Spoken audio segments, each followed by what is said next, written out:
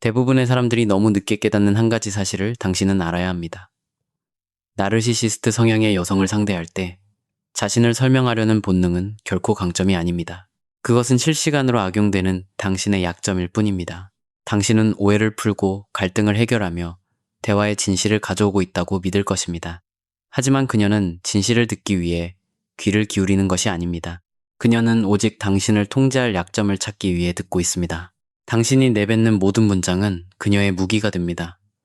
당신의 모든 해명은 그녀가 당기고 비틀고 완전히 다른 모양으로 만들어버릴 수 있는 실마리가 됩니다. 당신이 소통이라고 생각하는 것을 그녀는 기회로 여깁니다. 그러는 사이 당신도 모르게 관계의 역학은 뒤바뀝니다. 당신은 더 이상 당신의 생각을 표현하고 있는 것이 아닙니다. 당신은 그저 방어하고 있을 뿐입니다. 그리고 일단 방어적인 태도를 취하게 된 순간 당신은 이미 대화의 주도권을 넘겨준 것입니다. 이것이 바로 그들과의 대화가 끝이 없게 느껴지는 이유입니다. 당신은 한 번 설명하고 다시 설명하며 더 자세히, 더 감정적으로, 더 다급하게 말합니다. 명확하게 말하면 마침내 상대가 이해할 것이라고 믿기 때문입니다. 하지만 그녀의 목적은 상황을 명확히 이해하는 것이 아니라 당신을 통제하는 것입니다. 애초에 진전될 의도가 없었기 때문에 대화는 한 발짝도 앞으로 나아가지 못합니다. 대화는 그저 맴돌고 숨통을 조이고 반복될 뿐입니다. 그리고 그 굴레가 반복될수록 당신은 더 깊이 빠져들고 더 지치며 더 복잡하게 얽히게 됩니다. 수면 아래에서는 더 심각한 일이 벌어지고 있습니다. 당신이 지나치게 설명할 때 당신은 무의식적으로 당신의 현실이 그녀의 인정을 필요로 하며 당신의 생각이 그녀에게 받아들여져야만 가치가 있다는 신호를 보내는 것입니다. 그리고 바로 그 순간 힘의 균형은 조용히 뒤집힙니다. 왜냐하면 이제 그녀는 단순한 대화의 참여자가 아니기 때문입니다. 그녀는 그 대화의 심판관이 되었습니다. 이러한 패턴에서 벗어나기 위해서는 심리적인 관점의 전환이 필요합니다. 상대방도 당신을 이해하려 할 것이라는 착각을 버려야 합니다. 절대 그렇지 않습니다. 이 사실을 명확히 깨닫는 순간 변명하고 싶은 충동은 사라지기 시작합니다. 할 말이 없어서가 아니라 말을 더할수록 당신이 잃는 것이 더 많아진다는 것을 마침내 알게 되었기 때문입니다. 진실은 단순하지만 받아들이기는 몹시 고통스럽습니다. 당신을 오해하기로 작정한 사람에게 당신을 설명하려 할수록 당신 자신을 잃어갈 뿐입니다. 설명 자체가 함정이라는 것을 깨닫기 시작하면 어쩌면 더 불편할 수도 있는 또 다른 깨달음이 찾아옵니다. 지금 당신이 마주하고 있는 것은 단순한 오해가 아니라 의도적인 왜곡입니다.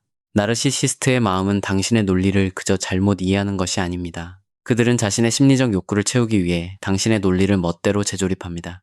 대부분의 사람들이 여기서 중심을 잃습니다. 여전히 자신이 이성적인 대화를 나누고 있다고 착각하기 때문입니다. 당신은 차분하고 신중하며 아주 정확하게 핵심을 짚어 말합니다. 그러나 잠시 후 그 핵심은 교묘하게 비틀리고 본래의 의미가 벗겨지거나 터무니없이 과장되어 완전히 변형된 형태로 당신에게 되돌아옵니다. 이런 상황은 당신을 혼란에 빠뜨립니다. 당신은 대화 자체뿐만 아니라 당신의 생각마저 의심하기 시작합니다. 내가 말을 잘못했나 보구나. 내가 더 잘 설명해야겠어. 그래서 당신은 다시 시도합니다. 하지만 이것이 바로 그들의 수법입니다. 당신의 논리가 틀린 것이 아닙니다. 애초에 이 대화는 논리가 통하는 싸움터가 아니었던 것입니다. 오해처럼 보이는 것은 대개 전략적인 틀짜기입니다. 그녀는 당신의 말을 교묘하게 왜곡함으로써 감정적인 분위기를 바꾸고 초점을 흐리며 당신을 다시 방어하고 해명하고 정당화해야만 하는 위치로 몰아넣습니다. 그리고 당신은 또다시 자신도 모르는 사이에 당신이 계속해서 반응할 수밖에 없도록 설계된 덫 속으로 깊이 끌려 들어갑니다. 대화가 결코 해결되지 않는다는 점에 주목하십시오. 대화는 변이합니다. 완전히 다른 무언가로 변질됩니다. 원래의 주제는 사라지고 격가지 논쟁과 감정적인 자극, 그리고 교묘한 비난이 그 자리를 대신합니다. 당신은 어느새 애초에 논할 의도조차 없었던 문제들로 말다툼을 하고 있는 자신을 발견하게 됩니다. 이것은 우연이 아닙니다. 치밀하게 계산된 심리적 방향 틀기입니다. 그리고 여기에 가장 중요한 통찰이 있습니다. 진실을 밝히는 것이 목적이 아닐 때 진실은 대화에서 아무런 힘을 발휘하지 못합니다. 당신이 옳더라도 당신은 질 수밖에 없습니다. 왜냐하면 이 싸움의 승패는 누가 옳은지가 아니라 누가 통제권을 쥐느냐에 달려있기 때문입니다. 이것을 깨닫는 순간 내면에서 어떤 변화가 일어납니다. 당신은 더 이상 논리로 이기려 하지 않게 됩니다. 당신이 있었던 곳은 토론장이 아니었음을 마침내 깨달았기 때문입니다. 당신은 지독한 권력 관계 속에 있었던 것입니다. 이러한 관계에서의 승리는 더 나은 논리를 펼침으로써 얻어지는 것이 아니라 그 왜곡된 게임에 참여하기를 거부함으로써 얻어집니다. 다른 것은 다 있더라도 이것 하나만은 기억하십시오. 누군가 당신을 통제하기 위해 현실을 왜곡할 때 당신을 자유롭게 하는 것은 명확한 해명이 아닙니다. 당신을 자유롭게 하는 것은 바로 거리두기입니다. 당신이 더 이상 설명하려 애쓰지 않고 상대의 왜곡을 꿰뚫어보기 시작할 때 처음에는 무척 부자연스럽게 느껴지는 질문 하나와 마주하게 됩니다. 말이 더 이상 소용없다면 대체 무엇을 해야 하는가? 그 대답은 매우 단순하지만 대부분의 사람들에게 익숙하지 않은 수준의 단호한 훈련을 요구합니다. 바로 침묵입니다. 수동적인 침묵이나 두려움에서 비롯된 회피가 아니라 의도적이고 통제된 무대응을 뜻합니다. 당신이 상대하는 것은 상대방의 반응에 기생하는 시스템이기 때문입니다. 분노든 좌절이든 심지어 이해받고 싶어하는 간절함이든 당신의 모든 감정적 반응은 그 관계를 유지시키는 생명줄과 같습니다. 그것은 상대방에게 피드백과 확신을 주며 무엇보다 당신에게 접근할 권리를 내어줍니다. 당신이 반응을 멈추는 순간 변화가 시작됩니다. 그들의 리듬이 깨집니다. 예상된 패턴이 무너집니다. 자극, 반응, 확전이라는 뻔한 악순환이 있던 자리에 이제는 단절이 생겨납니다. 그리고 단절은 상대방에게 불안감을 안겨줍니다. 이러한 의미에서 침묵은 결코 텅 빈 것이 아닙니다. 침묵은 그 어떤 말보다 강력한 메시지를 전달합니다. 그것은 상대방이 정한 방식의 대화에는 더 이상 참여하지 않겠다는 단호한 선언입니다. 상대방이 당신을 통제하기 위해 의존하던 감정적 먹잇감을 철저히 차단하는 것입니다. 그리고 아마도 가장 중요한 것은 침묵이 당신의 중심을 다시 잡아준다는 사실입니다. 외부의 자극에 끝없이 끌려다니는 대신 진정한 통찰과 통제력이 존재하는 당신의 내면으로 집중을 돌리게 합니다. 물론 이런 태도는 흔히 더 큰 압박을 불러옵니다. 상대방은 당신을 자극하기 위해 수위를 더 높일 것입니다. 더 날 선말, 더 거센 비난, 그리고 당신을 다시 끌어들이기 위한 훨씬 교묘한 수작들이 뒤따를 수 있습니다. 하지만 이것은 침묵이 실패하고 있다는 뜻이 아닙니다. 오히려 침묵이 제대로 효과를 발휘하고 있다는 강력한 증거입니다. 상대방의 조종 시스템이 무너지지 않으려고 발악하고 있는 것입니다. 대부분의 사람들이 바로 이 지점에서 흔들립니다. 그들은 이것엔 압박을 반응하고 정정하고 다시 대화에 참여해야 한다는 신호로 오해합니다. 하지만 당신이 고요히 관찰자의 태도로 어떤 영향도 받지 않고 그 자리를 굳건히 지킨다면 그 악랄한 역학은 마침내 힘을 잃기 시작합니다. 한 번에는 아니지만 서서히 그리고 확실하게 끊어집니다. 반응이 없으면 통제는 그 어디에도 기생할 수 없기 때문입니다. 이것이 바로 당신이 이해해야 할 역설입니다. 이런 순간에는 말을 덜 할수록 더 많은 것을 되찾게 됩니다. 침묵이 그들의 패턴을 방해하기 시작하면 이제 한 차원 더 깊은 숙련도가 필요해집니다. 눈에 띄지는 않지만 훨씬 더 결정적인 기술입니다. 단순히 말을 삼가는 것만으로는 충분하지 않습니다. 당신은 감정적인 투자마저 거두어들여야 합니다. 침묵하는 중이라 해도 속으로 계속 반응하고 대화 내용을 곱씹으며 분노하거나 오해를 풀고 싶어 한다면 당신은 여전히 그 굴레에 얽매여 있는 것이기 때문입니다. 나르시시스트 성향의 사람들은 단지 말로만 당신을 옭아매는 것이 아닙니다. 그들은 죄책감, 혼란, 자기의심, 공정하고 이성적이며 좋은 사람으로 보이고 싶은 당신의 약한 마음을 감정적인 갈고리로 삼습니다. 이것이 바로 그들이 침투하는 입구입니다. 이 사실을 인지하지 못하면 당신은 또다시 그 진흙탕으로 끌려 들어가게 될 것입니다. 논쟁을 통해서가 아니라 바로 당신의 감정을 통해서 말입니다. 감정적 분리가 타인에 대한 의존증이 아닌 이유가 바로 여기에 있습니다. 감정적 분리는 곧 명료함입니다. 그것은 눈앞에 벌어지는 상황에 즉각적으로 동화되지 않고 거리를 둔 채 객관적으로 관찰할 수 있는 능력입니다. 당신은 그들의 함정에 잡아먹히는 대신 그 패턴을 꿰뚫어 보기 시작합니다. 그들의 비난은 더 이상 당신을 정의하지 못합니다. 그들의 왜곡은 더 이상 당신을 흔들지 못합니다. 그들의 행동은 뻔하게 예측 가능해지고 거의 기계적인 반응처럼 보이게 될 것입니다. 그리고 이러한 자각 속에서 변화가 일어납니다. 당신은 더 이상 본능적으로 반응하지 않으며 필요하다면 오직 철저한 의도에 따라 대응하게 됩니다. 상대방이 내뱉은 말과 당신이 그것을 처리하는 방식 사이에 단단한 여백이 생겨납니다. 그리고 그 여백 안에 당신의 온전한 자주성이 존재합니다. 이것은 당신이 아무런 감정을 느끼지 않는다는 뜻이 아닙니다. 당신의 감정이 더 이상 타인의 행동에 의해 좌지우지되지 않는다는 뜻입니다. 당신은 감정을 억누르고 있는 것이 아닙니다. 당신은 감정에 대한 주도권을 되찾고 있는 것입니다. 이 차이는 매우 중요합니다. 억압은 긴장을 낳지만 분리는 진정한 자유를 낳기 때문입니다. 당신이 이 경지에 이르면 상대방은 당신을 조종하기가 갈수록 어려워집니다. 당신이 더 강하게 저항해서가 아니라 애초에 조종할 수 있는 틈이 사라졌기 때문입니다.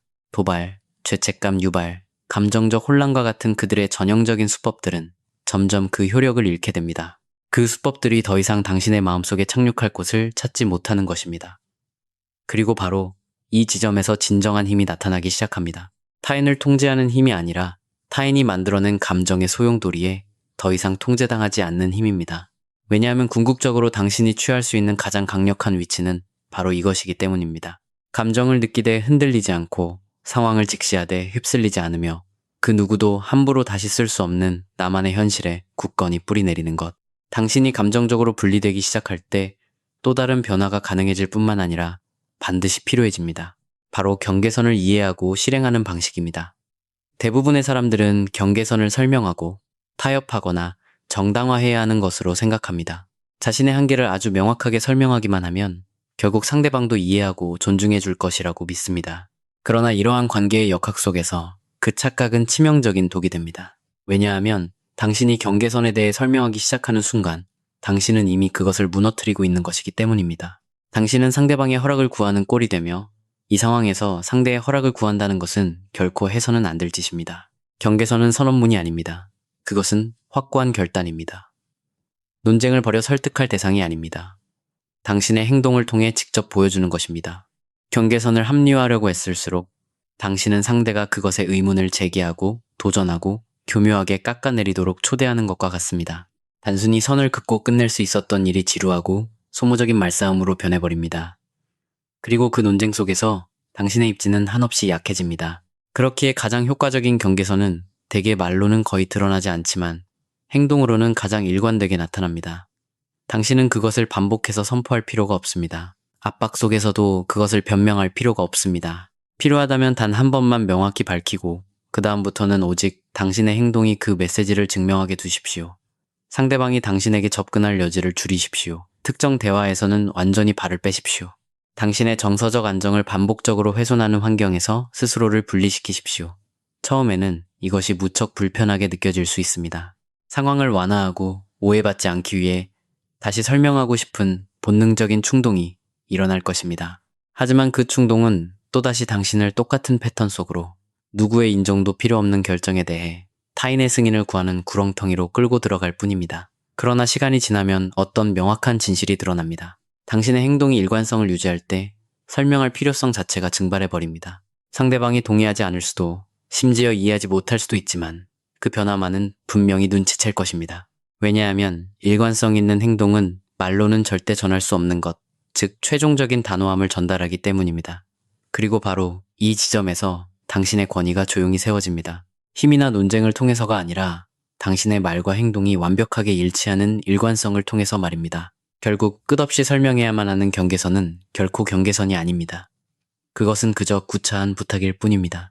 당신이 침묵, 감정적 분리, 그리고 경계선 설정에 통달하고 나면 아주 미묘하지만 당신을 완전히 뒤바꿔 놓을 마지막 변화가 찾아옵니다. 그것은 궁극적인 지배력이 상대방의 행동을 통제하는 데서 오는 것이 아니라는 깨달음입니다. 그것은 오롯이 당신 자신을 되찾는 데 있습니다. 너무나 오랫동안 당신의 에너지와 관심, 심지어 당신의 정체성마저 누군가의 조종이 만들어낸 중력장주의를 맴돌며 밖으로 끌려다녔을지도 모릅니다.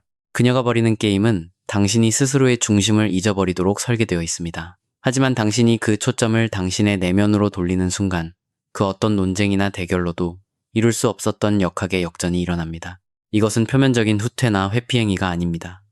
이것은 당신의 성장, 자기 통제, 그리고 내면의 고결함을 향해 의식적으로 방향을 트는 것입니다.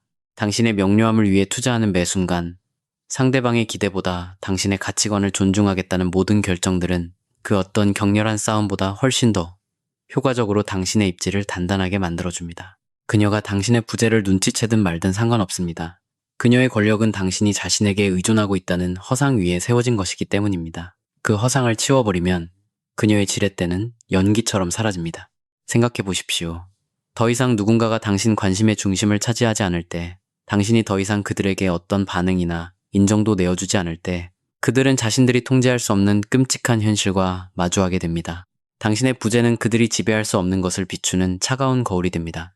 그리고 그 거울 속에는 미묘하지만 아주 심오한 변화가 담겨 있습니다.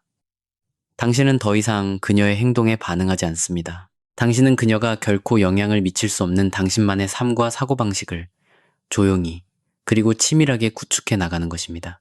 이것이 바로 모든 초점이 언제나 당신 자신에게로 돌아와야 하는 이유입니다. 당신이 기르는 모든 습관, 당신이 확립하는 모든 경계선, 당신의 원칙에 따라 내리는 모든 선택이 당신 내면의 힘을 요새처럼 단단하게 만듭니다. 당신은 당신이 스스로 규칙과 속도, 그리고 결과를 결정하는 당신만의 게임을 만들었기 때문에 더 이상 그녀의 게임 속 장기말이 아닙니다. 그리고 여기 모든 것을 바꿔놓을 진실이 있습니다. 진정한 승리는 결코 그녀가 자신의 잘못을 인정하게 만드는 것에 있지 않습니다. 진정한 승리는 그녀의 악행이 당신에게 영향을 미칠 수 있었던 그 환경 자체를 초월해 성장하는 것입니다. 당신이 더 이상 타겟이 되기를 거부할 때 당신의 취약함도 끝이 납니다. 그러니 이것을 명심하십시오. 당신이 그녀의 궤도를 맴도는 것을 멈추는 순간 당신은 마침내 당신만의 중력을 되찾게 될 것이며 바로 그곳에서 진정한 힘이 시작됩니다.